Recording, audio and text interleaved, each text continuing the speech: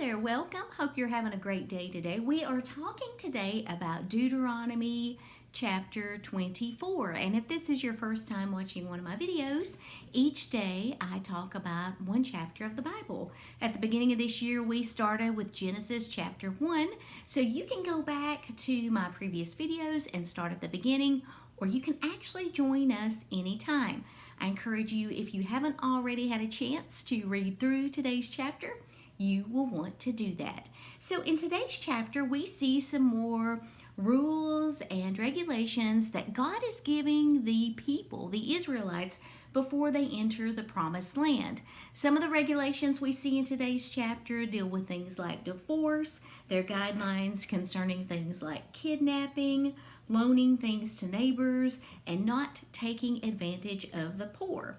He reminds the Israelites several times that they themselves were once slaves in Egypt. So he wants to remind them of the position they were in previously, basically in an effort to try and soften their hearts when it comes to dealing with others in need.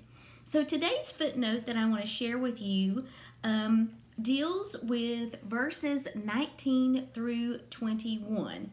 It says, God's people were instructed to leave some of their harvest in the fields so travelers and the poor could gather it. This second gathering, called gleaning, was a way for those in need to provide food for themselves. Years later, Ruth obtained food for herself and Naomi by gleaning behind the harvesters in Boaz's field, picking up the leftovers. Because this law was being obeyed, years after it was written, Ruth, a woman in Christ's lineage, was also able to find food. So I know in today's society we see a lot of need. We see a lot of people who are in circumstances that aren't good. But I think that sometimes we as a society tend to harden our hearts because this can sometimes be prevalent, and there are people in the world who, I guess you could say, maybe aren't truthful about their circumstances, or do have the ability to make their circumstances better and choose not to. Maybe they are working the system, just for a lack of a better term.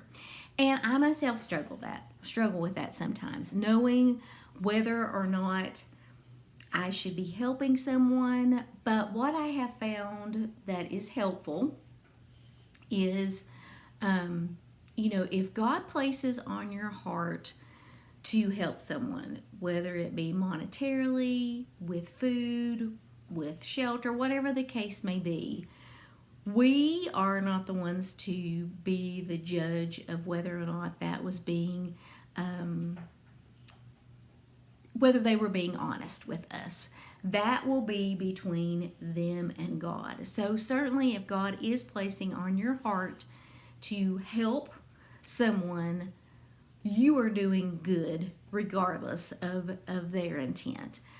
So I just think we need to keep that in our mind and be aware of not becoming so desensitized to some of these things we see as far as people in need that we give up being generous, if that makes sense.